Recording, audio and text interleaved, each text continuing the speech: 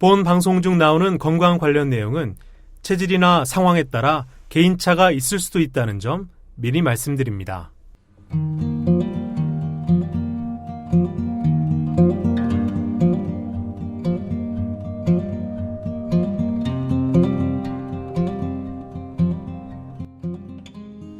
문학작품 속 생로병사의 비밀을 찾아서 복로장생. 안녕하세요. 저는 아나운서 김세원입니다. 저와 함께 복로장생 만들어 가시는 분 소개해드리죠. 통합의학을 전공한 의학 박사시고 보건복지부 177호 전문의 한의사십니다. 유창길 원장님 나오셨습니다. 원장님 안녕하세요. 네, 안녕하세요. 건강요정 유창길 원장입니다. 네. 오늘 소개해드릴 소설은 1996년 이상문학상 대상 수상작입니다. 윤대영 작가의 천지간인데요. 윤대영 작가님은 90년대부터 한국을 대표하는 작가 반열에 오르신 분이기 때문에 굳이 설명이 필요 없는 작가를 할 수 있죠. 이 소설 천지간은 주인공이 죽음의 그림자가 비치는 한 여자와 우연히 만나게 되는 과정에서 삶과 죽음, 생명의 소중함을 생각해보게 하는 소설입니다. 인간이 존재하는 근원에 대해서 다시 한번 생각을 해보게 하는 그런 소설인데요. 천지간의 줄거리를 간단하게 설명을 드려보겠습니다. 소설 속 주인공이 외숙모의 부음을 듣고 문상을 가던 길에 우연히 죽음의 그림자가 비치는 한 여자를 만나게 됩니다. 주인공은 그 여자를 보자마자 이기치 않은 인연의 힘에 이끌려서 무작정 여자의 뒤를 따라가게 됩니다. 주인공은 결국 자신이 가야 할 문상지로 가지 않고 여자를 무작정 따라가면서 완도행 버스를 따라서 타게 되고요. 결국 완도의 바닷가 구계 등의 한 횟집 겸 여관에 도착하게 됩니다. 그 이후 여러 가지 사건이 벌어지는 과정에서 삶과 죽음 그리고 인연에 대한 깊은 성찰을 하게 되는 여운이 깊게 남는 소설이 바로 이 윤대영의 천지간이라는 소설입니다. 이제 이 소설 천지간에 담겨있는 내용을 통해 건강학적인 내용도 설명을 드려보겠습니다. 주인공이 여자를 따라가서 묵게 되는 완도의 바닷가 구계의 횟집에서 감성돔을 먹는 장면까지 읽어보려고 합니다. 횟집 주인은 감성돔을 상추와 마늘에 싸먹지 말고 와사비에 무즙만 풀어서 찍어 먹어야만 감성돔의 회맛이 제대로 산다고 얘기하는 부분입니다. 여기에 나오는 무즙에 대해서 건강학적인 설명을 드리겠습니다. 무즙에 대해서 횟집 주인이 그 효능을 이미 주인공에게 소설 속에서 설명을 하고 있는데요. 이렇게 설명하죠. 무즙은 생것을 먹을 때 제독작용을 해준다. 이렇게 소설 속에 기록이 돼 있죠. 그리고 또 어떻게 나와 있냐면 무즙은 회의 맛을 건드리지 않으면서 혀끝을 시원하게 해준다 라고 소설 속에 설명이 되어 있습니다. 네. 소설 천지간 처음부터 횟집에서 주인공이 감성돔 회를 먹는 장면, 무즙에 와사비에 찍어 먹으라고 설명을 듣는 장면까지 한번 읽어보겠습니다. 그리고 소설 읽고 나서 무의 해독작용, 그리고 무즙의 효능에 대해서 건강학적인 설명을 드리겠습니다. 김세원 아나운서의 목소리로 윤대영 천지간을 함께 읽어보겠습니다.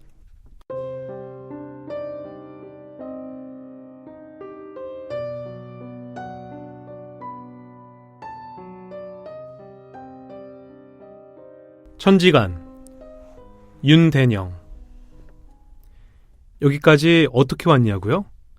믿을 수 없겠지만 걸어서 왔습니다. 물론 읍내터미널에 내려 바로 국내 버스로 갈아타면 된다는 것쯤은 저도 알고 있었죠. 그래요. 눈이 내리고 있었어요. 폭설이었죠. 하지만 그 여자가 터미널에서부터 출근 여기까지 걸어왔던 거예요. 네, 1시간도 넘게 걸리더군요. 글쎄요. 제가 왜 그 여자의 뒤를 따라왔는지 아직도 모르겠습니다. 어디로 가는지도 모르고 그냥 무작정 따라온 겁니다. 뭐라고요? 저는 어디서 만난 적이 있는 사람 아니냐고요? 아니에요. 생면부지인 여자예요. 오늘 광주에서 처음 봤다니까요. 거기에서부터 완도 읍내까지는 함께 직행 버스를 타고 왔죠. 3시간 반이 걸리더군요. 아무튼 저는 문상을 가던 길이었어요. 발인요? 아마 내일일 겁니다. 글쎄요. 내일 아침이라도 첫 차를 타고 광주로 가야 할지 어떨지 아직 모르겠군요. 하지만 지금으로선 그것도 왠지 장담할 수가 없군요. 전라남도 완도군 완도읍 정도리 구계 등이다. 저녁 8시에 나는 이곳에 왔다. 어제 낮에 나는 외숙모의 부음을 들었다. 그녀는 50살이라는 아직 젊은 나이에 위암으로 숨졌다. 암 선고를 받은 것은 9개월 전이었다. 그때 담당 의사는 앞으로 길어야 3개월을 넘기지 못할 것이라는 말을 했었다. 그녀가 3개월에서 무려 6개월을 더 버틴 것은 대학 입시를 앞두고 있던 큰아들 때문이었을 것이다. 아들의 합격 통보를 받고 나서 불과 이틀 만에 숨졌으니 그렇게밖에는 달리 설명할 도리가 없다. 어머니가 내려가 있기 때문에 굳이 나까지 문상을 가지 않더라도 모양새가 나쁘다 할 수는 없었으나 외숙을 생각하면 꼭 그런 것도 아니었다. 내가 대학에 합격했을 때 그리고 군에서 제대했을 때 외숙이 각각 쌀 한 가마니씩을 화물열차에 실어 보내왔던 것이다. 요즘 세상에 쌀 2가마니가 무슨 대수로운 것이랴만 외숙에게 대소사가 있을 때마다 그게 묘하게도 빚 감정으로 작용하는 것만큼은 어쨌든 사실이었다. 외숙모가 서울 백병원에서 암 선고를 받던 날도 나는 외숙모의 주변을 지키고 있었다. 그날 저녁 광주로 내려가며 그는 또 무슨 정신으로 하는 소린지 내게 이런 말을 하고 있었다. 어서 혼례를 올려야지. 그때 또 쌀 한 짝 올리마. 외숙은 쌀이라는 것을 무슨 재물 같은 것으로 생각하고 있는 듯했다. 하기야 어머니만 해도 아직 바늘쌈지와 쌀을 화폐처럼 생각하는 사람이다.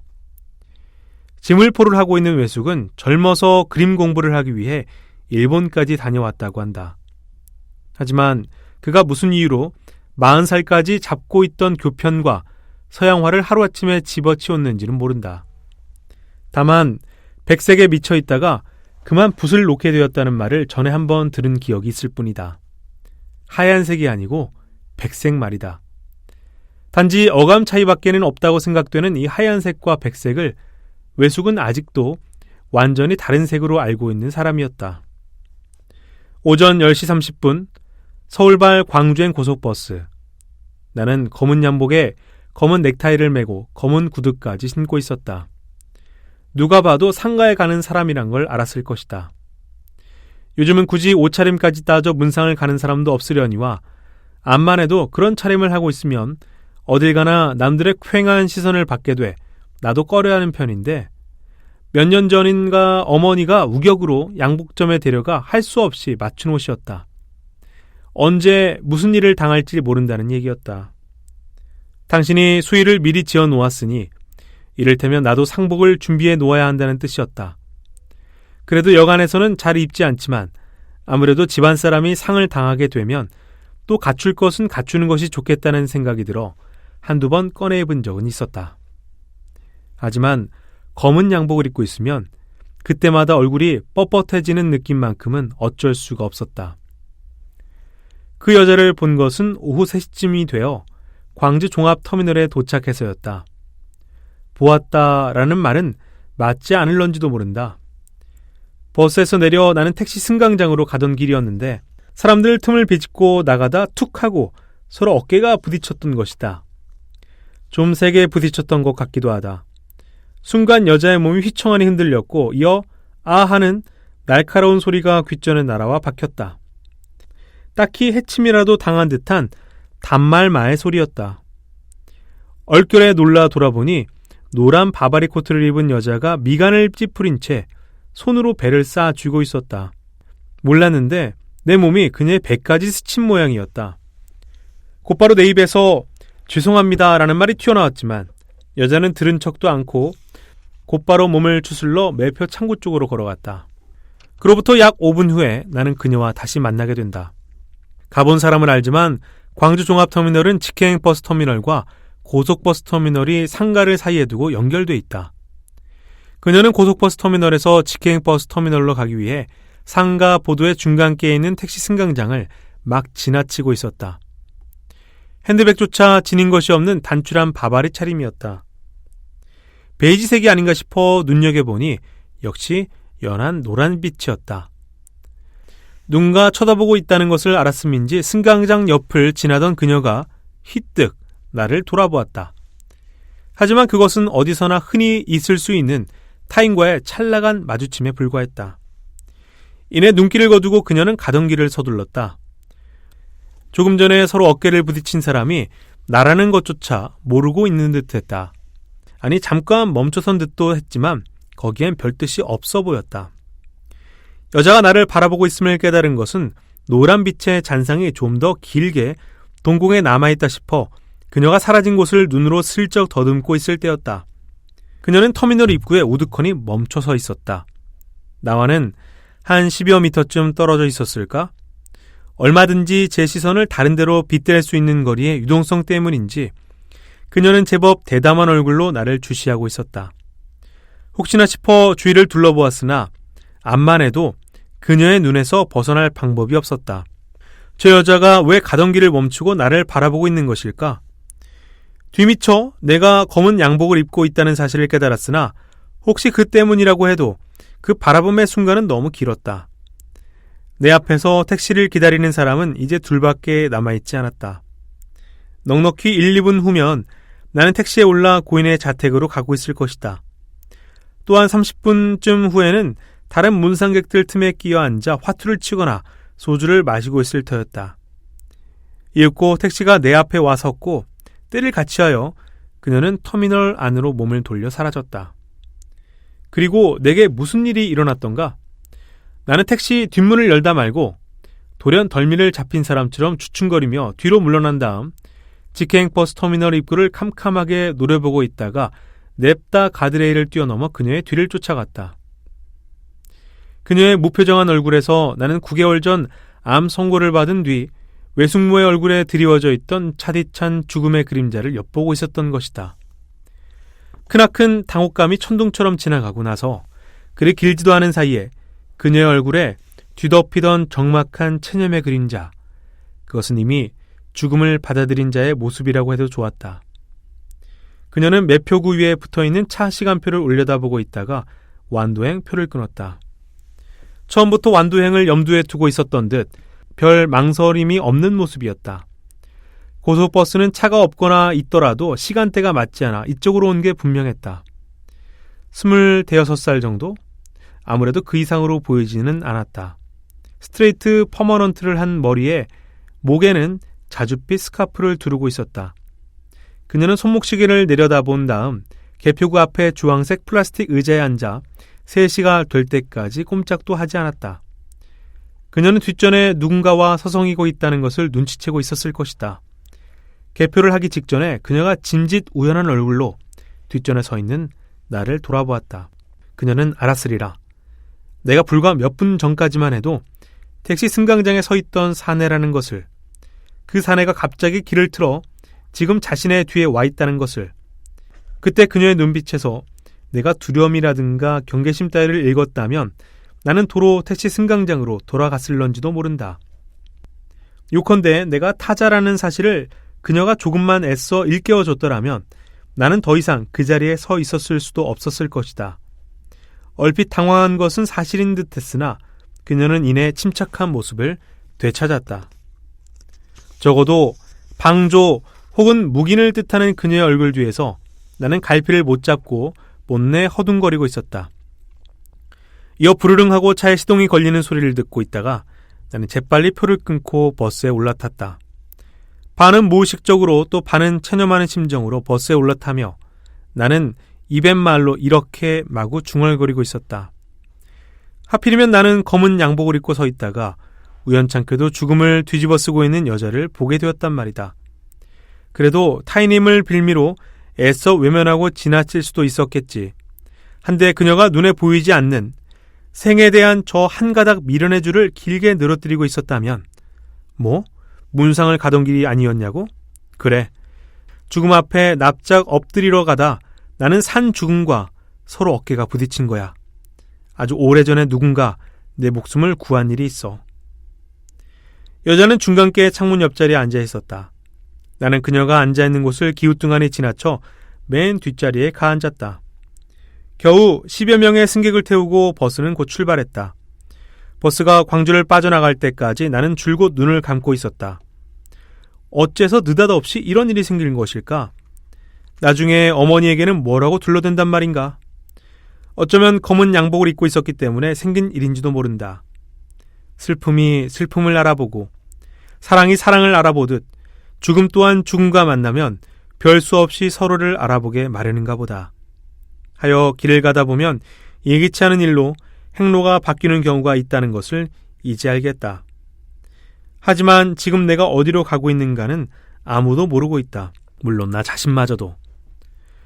버스가 나주를 지날 때 나는 홍곤한 피로에 쌓여 지금껏 내가 살아오면서 겪었던 죽음의 일들을 떠올리고 있었다. 9살 땐가 10살 때 물에 빠져 죽을 뻔한 적이 있었다. 비가 온 다음날 친구들과 함께 조개를 잡으러 가서였다. 친구들과 나는 뙤약볕이 내리쬐는 철길을 따라 반나절이나 걸어 큰 강에 도착했다. 민물과 바닷물이 겹치는 그곳엔 손바닥만한 대합이 참 많았다. 나는 손끝이 수면에 걸릴 정도의 깊이까지만 잠수해 들어가 바닥에 있는 조개를 잡고 있었다. 하지만 그날따라 옆구리께로 떠내려가는 물살의 힘은 엄청나게 셌다. 한순간 몸이 가로로 떠서 비틀리며 나는 이내 거센 물살에 휘감기고 말았다. 아무리 허우적대도 중심을 되찾을 방법은 없었다. 그리고 뼈마디에 힘이 다 빠져나갔을 때 나는 물속에서 번쩍 눈을 뜨고 마지막 생사의 싸움을 지켜보았다. 삶과 죽음이 벌거벗은 남녀처럼 엎치락 뒤치락하는 가운데 마침내 날숨이 코까지 올라왔고 이어 실크 커튼처럼 부드러운 빛이 내 손과 발을 조여 묶기 시작했다. 짙은 푸른빛이었던 실크 커튼은 점점 보랏빛으로 변해갔다. 그리고 보랏빛이 흰빛으로 바뀔 즈음 나는 의식을 잃고 말았다. 깨어보니 나는 들꽃이 물이 지어있는 강둑에 누워있었다. 처음엔 그곳이 어느 세상인지 알지 못했다. 시간이 좀 더 지나 나는 그때까지도 조개를 쥐고 있는 손에서 매운 피가 줄줄 흘러내리고 있는 것을 보고 나서야 겨우 내가 살아있음을 깨달았다. 내 옆에는 거적대기를 쓴 친구 하나가 더 누워있었다. 그는 나를 구하기 위해 강에 뛰어들었다가 대신 변을 당한 것이었다. 나는 부들부들 떨면서 죽은 친구를 보기 위해 거적대기를 들어올렸다. 그리고 나는 그의 얼굴에서 아까 물속에서 보았던 얘의 푸른빛과 보랏빛을 똑똑히 보고 있었다. 한데 그 흰빛의 광경은 그새 어디로 갔는지 보이지 않았다. 그 마지막 흰색을 보게 된 것은 그로부터 오랜 세월이 지나서였다. 군에 있을 때였다. 다행히 뇌관만 터져 불구도 면하고 목숨도 구했지만 제대하기 얼마 전에 나는 수색을 나갔다 지뢰를 밟은 적이 있었다. 발바닥 밑에서 뻥 하는 소리와 함께 뇌관이 폭발하는 순간 나는 정말이지 뭐라 말할 수 없이 투명한 흰색과 다시 만나고 있었다. 차라리 아름답다고 해도 좋을 은은한 하얀빛. 훗날 박물관에 갔다가 우연히 조선백자를 보게 되었을 때 다시금 나는 그 황홀한 흰색에 사로잡혀 있었다. 외숙을 미치게 했던 백색의 정체도 어쩌면 이런 종류의 것이 아니었을까?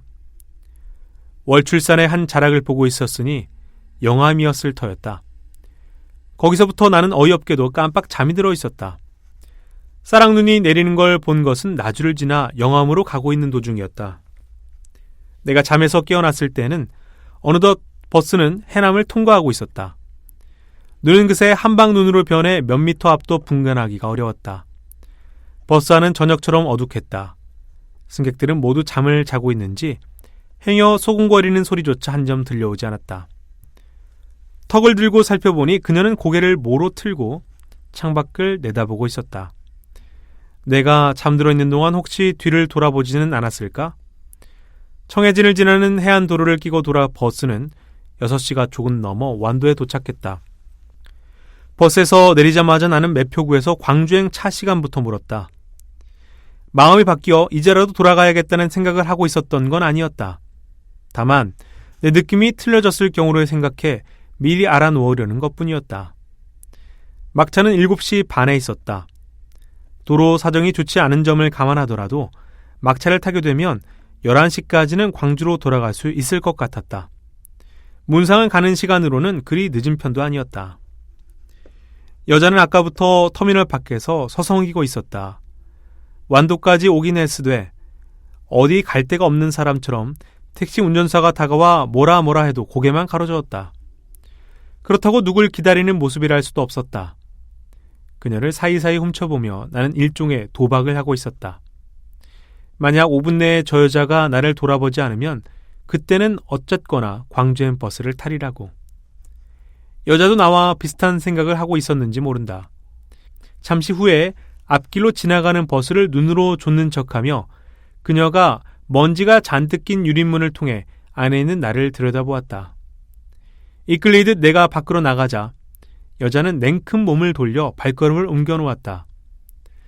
따라오게는 하되 절대로 거리를 주지 않겠다는 태도였다. 여자와 나는 읍내를 벗어나 약 50m의 간격을 두고 함께 눈길을 걷기 시작했다.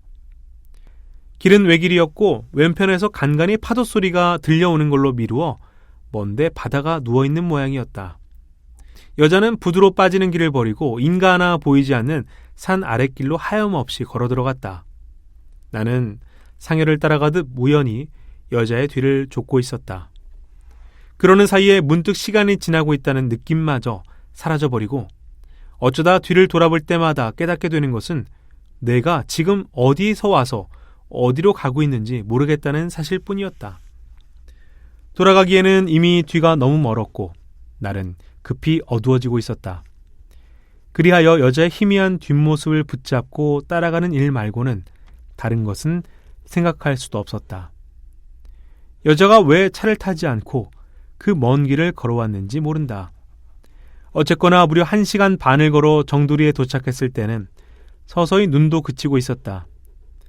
나는 몇 시간 만에 32회를 몽땅 다시 산 기분이었다. 입춘이 지난 지는 벌써 오래고 양력 3월을 보른 점도 남겨놓고 내린 눈치고는 참으로 대단했다. 다음날에야 나는 남도가 겨우내 가뭄에 시달리고 있었다는 소리를 횟집 주인에게서 들었다. 서설이었던 것이다. 횟집을 겸한 여관이다. 베란다 쪽으로 난 커다란 유리창 안에 바다가 비스듬히 떠있다. 눈이 그치고 나서 호련 날이 개이고 보름을 턱까지 쫓아온 달이 음력 12월 중순의 바다를 흔들고 있다.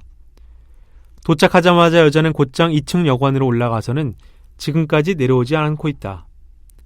감성돔회를 시켜놓고 혼자 청아를 마시고 있자 횟집 주인인 40대의 사내가 슬슬 다가와 앞자리에 앉아있다. 벌써 머리가 희끗희끗하고 언제 깎았는지 턱수염이 쑥 길어있다. 상에 놓인 감성돔은 사내가 바다에 나가 직접 낚아올린 것이다. 횟집이라 김치, 된장찌개 따위는 팔지 않는 데다 매운탕을 끓인다고 해도 어차피 고기는 잡아야 하니 그러려면 아예 회부터 먹으라는 얘기다. 문상을 가둔 사람이 엉뚱한 곳에 와 앉아 그것도 생식을 하다니. 쟁반이 나오자마자 나는 깨림직한 느낌이 들어 양복 윗도리와 넥타이를 벗어놓는다. 요즘은 고기가 잡히지 않을 때죠. 가자미 광어는 좀 남아있지만 감성돔은 드물어요. 늦가을에 추자도 쪽으로 옮겨갔다가 산란기인 봄에 돌아오거든요. 지금 잡히는 것은 붙박이 감성돔이라고 해서 사시사철 한 곳에만 붙어 사는 것들이죠. 맛은 있을 겁니다. 봄에 올라오는 것은 껍질 빼고는 당초에 먹을 게 없거든요. 꾼들이나 미식가들이 감성돔을 좋아하는 이유 중에 하나는 바로 이 색깔 때문이에요. 보시다시피 이렇게 껍질을 얇게 드러내면 빨간 얼룩무늬가 보입니다.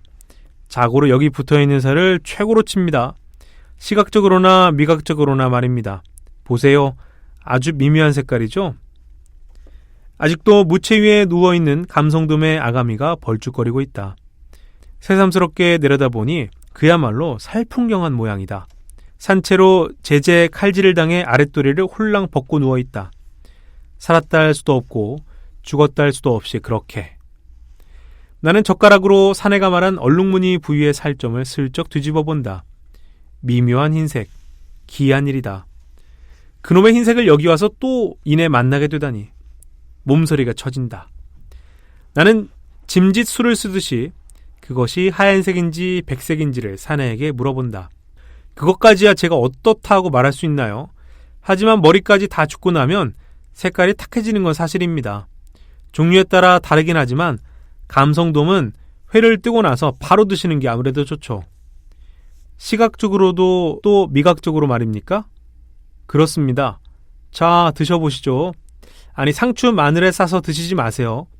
손님들이 찾아 고추 된장까지 올려놓긴 하지만 맛을 아는 사람들은 그렇게 먹질 않죠. 회가 아니더라도 음식에 양념이 많이 들어가면 제맛이 나지 않는 법이니까요. 제가 해드리죠. 이렇게 와사비에 그냥 무즙만 풀어서 찍어 먹는 겁니다. 무즙은 생식을 할 때 제독작용을 해주고 맛을 건드리지 않으면서도 혀끝을 시원하게 해주죠. 유별난 사람이다. 내가 건네준 잔은 내둥 사양하면서 벌써 1시간을 이렇게 버티고 앉아있다. 오랜만에 손님이 든 모양이다. 겨울철엔 통 손님이 없어요. 주말엔 어쩌다 사람들이 들기도 하지만 기껏해야 하루 정도 묵고 떠나죠. 오늘도 아까 그 여자분하고 손님 둘뿐이에요. 그럼 여관은 여기 하나뿐인가요? 반대쪽 해안 끝에 국외 가든이라고 장급 여관이 하나 더 있죠. 나머진 민박인데 사정은 다들 마찬가지예요. 그저 여름 한철 벌어 먹고 사는 거죠. 완도는 저도 초행입니다. 아까는 두 분이 일행인 줄로 착각했습니다. 여자분이 먼저 도착하긴 했지만 설마 혼자라니 싶었던 겁니다. 따지고 보면 일행이 아니랄 수도 없겠군요. 참으로 이상한 인연이군요. 문상을 가는 길에 만나다니요. 인연이요? 그게 아니라면 뭐겠어요? 하지만 어떻게 그걸 함부로 인연이라고 부를 수 있겠습니까? 제가 괜히 저 자신에게 홀려 불쑥 딴 세상을 관광하고 있는지도 모르죠. 그야 두고 보면 알겠죠. 여자 혼자 여기까지 오는 것만 해도 흔찮은 일인데 문상을 가던 사람이 뒤쫓아왔으니 예산 일이랄 수도 없잖아요. 딱히 천둥이 치고 비바람이 몰아친 다음에야 사람이 만나지는 건 아닙디다. 인연이란 게 뭐 따로 있나요? 아까부터 말하는 투가 이쪽 사람이 아니다. 전에 어디서 뭘 하던 사람인지 갑자기 호기심이 인다. 결혼은 했는지 안 했는지 22살밖에 안 돼 보이는 여 종업원이 주방에 하나 있을 뿐이다. 회는 사내가 직접 친다. 저요? 태생이야 전라도하고는 아무 상관이 없죠. 젊어선 어지간히 떠돌았죠. 그러다 어찌어찌해서 여기까지 오게 된 거죠. 그럼 여기다 털을 닦은 무슨 이유라도 무슨 특별한 이유가 있겠어요? 그저 어딜 가나 타향이란 걸 깨달은 거죠. 여기서 오가는 사람들 상대로 주막이나 하는 게 제 팔짱가 싶습니다. 있어보면 아시겠지만 국외 등은 천자문을 복습하기엔 괜찮은 곳이죠. 천자문요? 배운 게 짧아 놔서 천자문 하나도 다 익히지 못했다는 뜻이에요. 별별 일을 다 하며 떠돌아다니다 5년 전에 혈혈단신으로 이곳에 들어왔죠. 천지간 사람이 하나 들고 나는데 무슨 자취가 있을까만요. 배운 게 짧은지는 몰라도 말솜씨는 여간하다. 그건 그렇다 치고 여기 얘기라면 나는 아직 국외 등의 뜻조차 모르고 있다. 정돌이 바닷가엔 모래 한 점도 없어요. 청완석이라고 해서 푸른 돌들이 해안을 따라 쭉 깔려있죠. 해안선이라고 해봐야 기껏 700m밖에 안 되지만 돌밭이 바닷속으로 9고랑을 이뤄 내려가 있다고 하니 장관은 장관인 셈이죠. 그래서 국외등이라고 부르는 겁니다. 푸른 돌밭이 9고랑을 타고 바닷속까지 내려가 있다. 여기 사람들 말을 들으면 돌들이 1000년 동안 바닷물에 씻겨 마침내 푸른색을 띠게 되었다고 합니다. 생각 없이 들고 나가다간 봉변을 당하게 되죠. 청완석 말입니까? 그래요. 가지고 나가보면 푸른빛이 곧 죽어버릴런지도 모른다. 뭐든지 있어야 할 자리에 있는 게 좋다. 접시 안에서 백색이 연두빛이 물들고 있다. 길바닥에 눈이 쌓여 택시를 불러도 소용이 없겠네요. 광주로 가기엔 벌써 늦었으니 그만 올라가 주무셔야겠군요. 여관이라고는 하지만 2층에 방이 10개뿐이에요. 210호실에 불을 넣어놨습니다. 10시. 이제는 문을 닫을 시간인 모양이다. 쟁반을 들고 자리에서 일어나며 사내가 혼잣말처럼 중얼거린다. 여자분은 아예 저녁도 걸을 모양이네요. 얼굴이 꽤나 어두워 보이더군요. 언제 가실지 모르지만 잘 좀 지켜봐야겠어요. 그것이 내게 하는 말이라는 걸 깨달은 것은 사내가 주방으로 들어간 다음이다. 방으로 올라가다 말고 나는 바람을 쏠까 싶어 밖으로 나간다. 눈이 그치고 난 뒤의 해변은 파도 소리마저 조용히 가라앉아 있었다.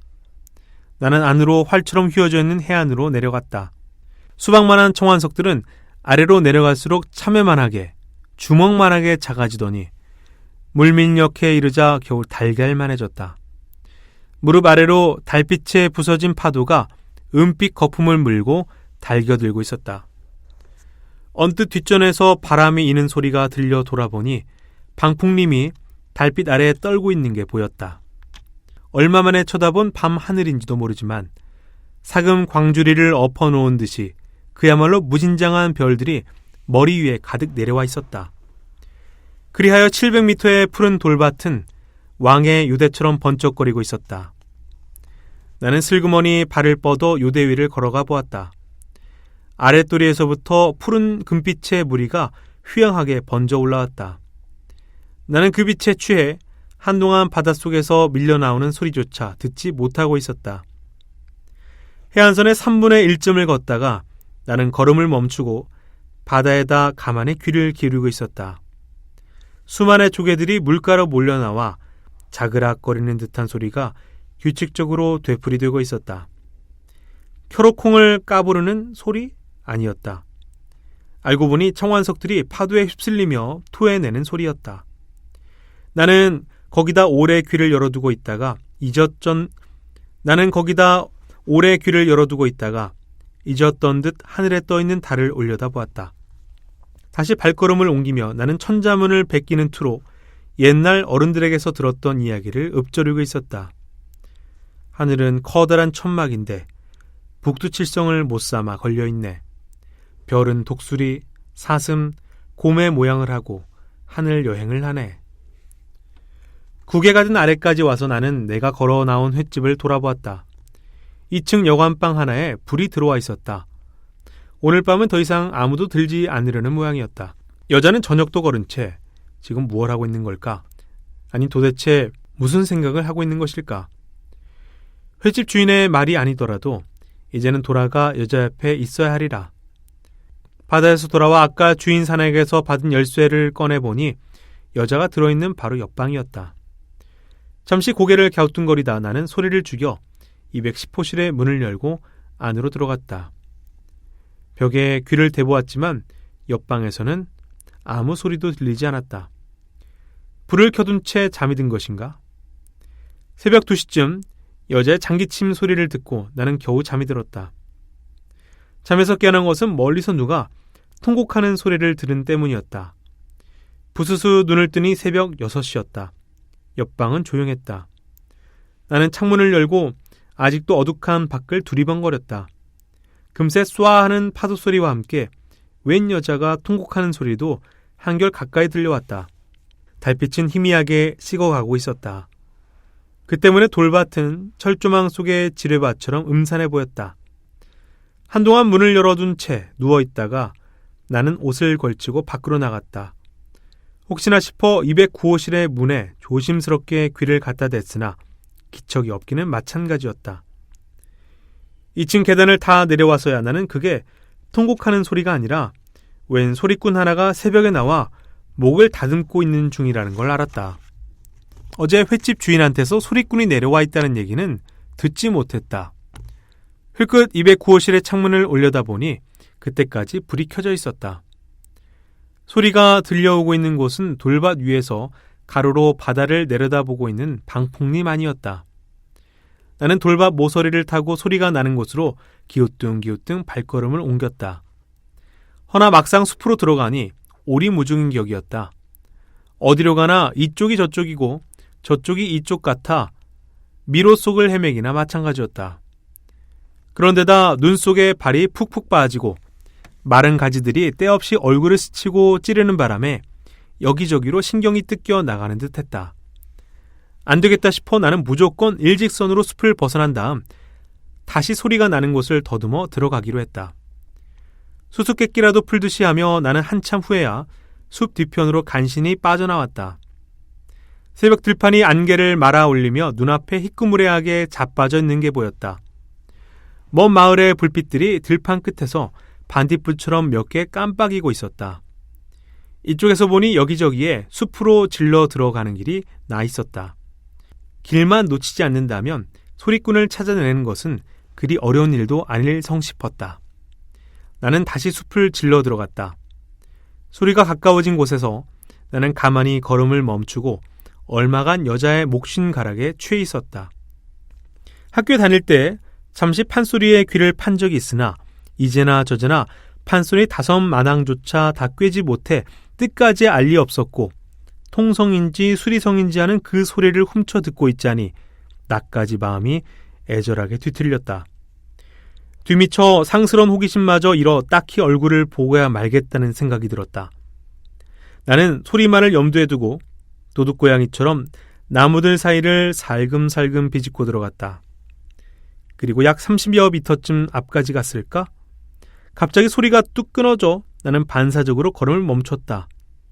누가 숲에 들어와 있다는 것을 소리꾼이 눈치챈 모양이었다. 숨을 죽이고 그 자리에 한참을 붙박여 있자 이윽고 소리가 다시 구슬프게 이어졌다. 나는 매복한 적에게 다가가는 심정으로 신중하게 한 발자국씩 앞으로 나아갔다. 그런데 이번에는 결정적인 실수를 범하고야 말았다. 발밑에서 툭 하고 나뭇가지가 부러졌는데 내가 들어도 소리가 제법 컸다. 상대가 모를 리 없었다. 판소리 가락은 이내 달아나 버렸고 그로부터 아예 들려오지 않았다. 숲을 빠져나오니 수평선 끝에서 가물가물 빛이 튀어오고 있었다. 역시 그랬던가.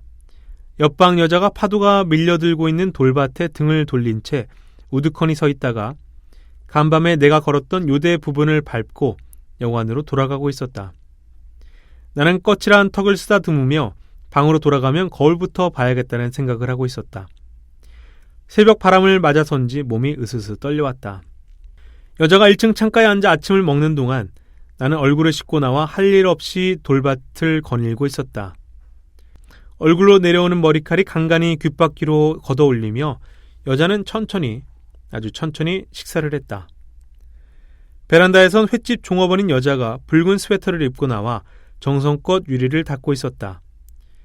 닦인 유리 안으로 낚싯배 한 척이 바다에서 돌아오고 있었다. 광주로 전화를 넣을까 하다가 나는 머리를 내두르며 횟집 마당으로 올라갔다. 지금 출발한다 해도 발인 시간에 맞출 수 있을지는 사실 의문이었다.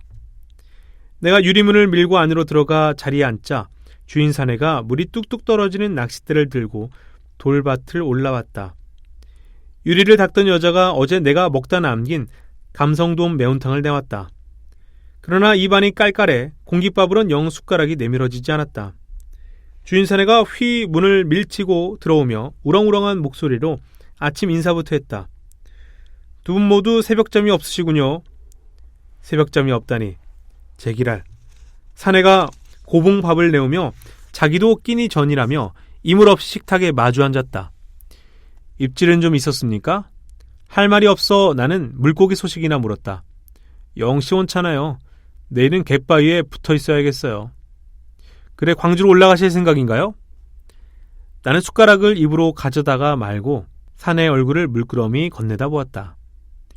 내게 무슨 말이 하고 싶은 것인가? 나는 애둘러서 싱겁게 대꾸했다. 아침밥을 먹고 나서 생각해볼 참입니다. 매운탕은 그런대로 입에 붙기는 했다. 하지만 공깃밥은 반도 못 비운 채 나는 수저를 내려놓았다.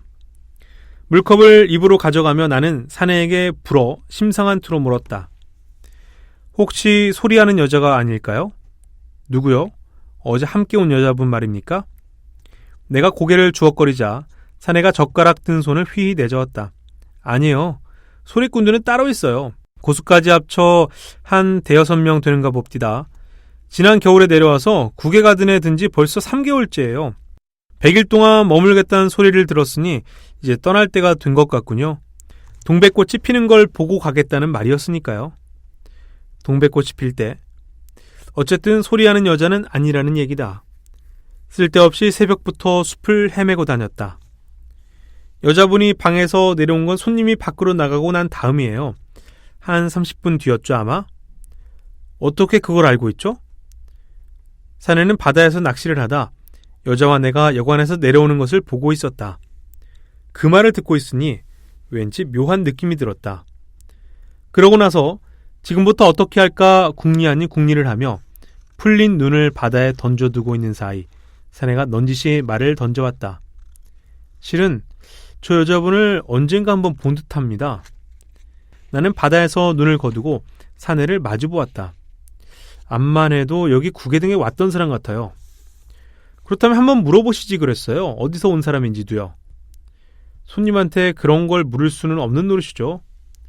그러면서 사내는 갑자기 손입사람인 얼굴을 하고 내게 이런 말을 들이댔다.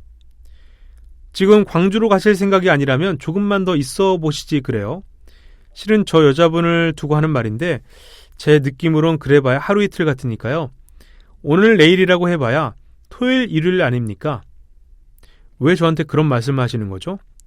사내는 멋쩍게 웃으며 일껏 말투를 바꿨다. 괜한 참견을 한다고 꾸중은 마십시오.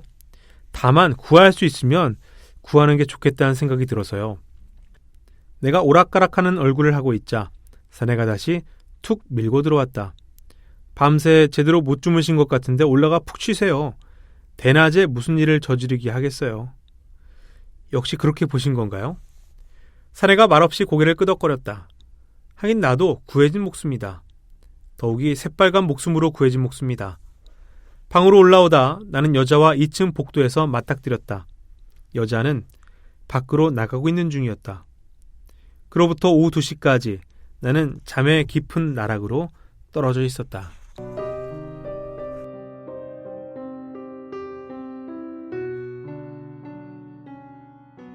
네, 잘 들어보셨습니까? 횟집 주인은 주인공에게 회를 상추와 마늘을 싸먹지 말고 와사비에 무즙만 풀어서 찍어 먹어야만 감성돔 회의 맛이 제대로 살아난다고 얘기하는 부분까지 읽어봤는데요. 여기서 나오는 무즙에 대해서, 무의 효능에 대해서 설명을 드려보겠습니다. 무는 뿌리죠. 그래서 뿌리인 무를 우리가 주로 먹고요. 무의 줄기나 잎도 무청이라고 해서 먹죠. 열무라는 것도 있죠. 무하고 무청 둘 다 먹을 수 있는 게 열무입니다. 그리고 무씨를요, 물에 불려서 싹을 틔운 무싹도 먹습니다.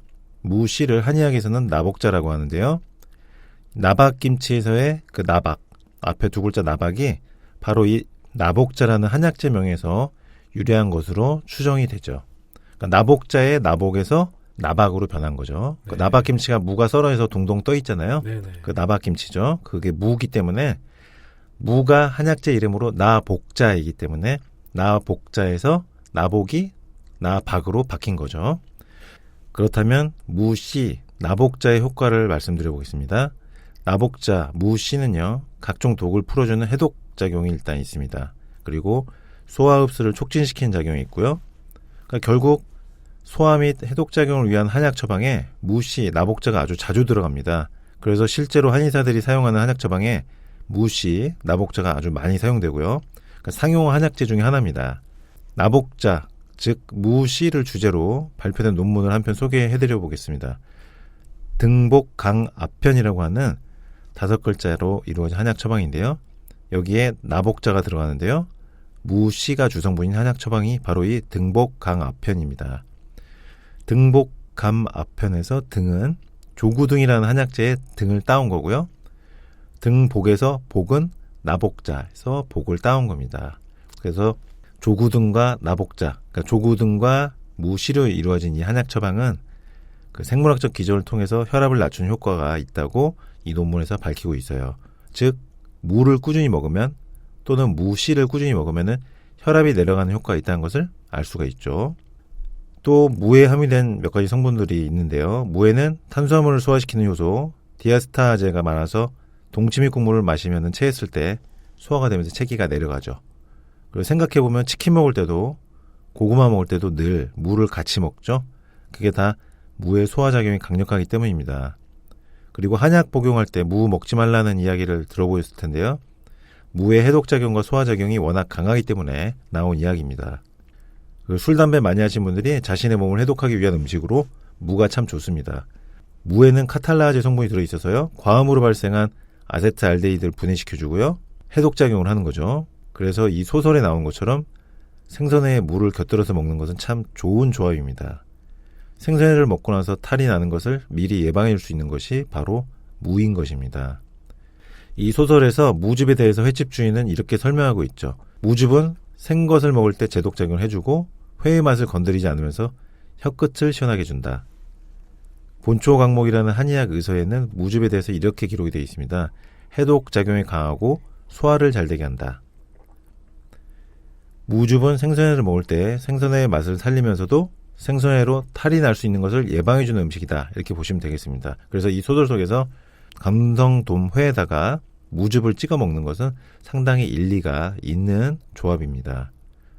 또 무에는 비타민C가 많다는 점에도 주목을 해야 됩니다. 무 껍질에 특히 비타민C가 많은데요. 무 껍질에는 무 속보다 비타민C가 2배 이상 많이 들어있고요. 그래서 무를 생으로 갈아서 먹으면 무즙으로 먹는 거죠. 무를 생으로 갈아서 무즙으로 먹으면 염증을 완화시키고 면역력을 강화시키는 효과가 있습니다. 그래서 무는 껍질을 벗겨내지 말고 껍질채로 무를 먹는 게 좋고요. 결국 무를 많이 먹는 사람들은 건강할 수밖에 없어요. 왜냐하면 무에 비타민C가 많으니까 무를 꾸준히 먹은 사람들은 비타민C 섭취가 잘 된 거고요. 늘 소화 흡수가 잘 이루어지기 때문에 감기에 잘 안 걸립니다. 그래서 무를 매일매일 많이 먹는 사람들 보면요. 건강하고 위장 기능이 좋고 스태미너 좋은 분들, 감기에 안 걸리는 분들이 많죠. 주로 이런 분들을 보면 태음인입니다. 무 잘 먹는 사람들 중에는 태음인이 많고요. 건강 체질이 또 많습니다. 이처럼 무가 여러모로 효능이 정말 많고요. 정말 좋은 식품이자 약이라고 볼 수 있습니다. 그래서 무를 매일매일 섭취해주면 건강이 참 좋고요. 오늘의 이제 핵심인데요. 무를 매일 먹기 위한 좋은 방법을 소개를 해드리겠습니다. 효과적으로 무를 섭취하기 위한 방법인데요. 무 해독 주스를 매일 마시는 겁니다. 몸속의 독소를 제거해주고 비타민C도 채워주고 소화작용을 촉진시키고 입안 점막, 기관지 점막을 보호하는 무 해독 주스. 그러면 오늘 방송의 이제 핵심이죠. 무 해독 주스 만드는 방법을 알려드리겠습니다. 일단 무를 껍질채로 씻습니다. 무를 껍질채로 씻어주고요. 그 다음에 믹서에 넣고 물과 함께 물을 갈아주는 것입니다.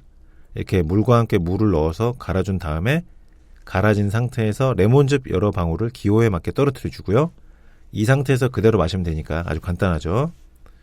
다만 무가 너무 맵고 쓰고 못 먹겠다고 느껴지신 분이 계신데요. 그런 분들은 꿀을 아주 조금만 넣거나 올리고당을 아주 조금만 넣어서 드시면 되겠습니다. 이렇게 만든 무 해독 주스를 매일 마신다면은 몸이 상당히 건강해지고 비타민C도 잘 섭취되고 기관지와 입안 점막도 건강해지고 해독작용도 잘 이루어지고 소화 흡수가 잘 되는 건강하고 감기가 잘 안 걸리는 몸으로 변화하는 것을 느낄 수 있습니다. 이상 오늘은 윤대영 작가의 소설 천지간을 함께 읽어보았고요. 소설 속에 나오는 무즙을 통해 무의 효능과 무를 매일 먹을 수 있는 좋은 방법, 무 해독 주스를 만드는 방법에 대해서 말씀드렸습니다. 문학작품 속 생로병사의 비밀을 찾아서 북로장생. 북로장생을 들으시면서 문학의 향기도 느끼시고 건강도 함께 챙기십시오. 북로장생 청취자분들 늘 건강하시고요. 저희는 다음 주에 다시 찾아뵙겠습니다. 지금까지 북로장생이었습니다.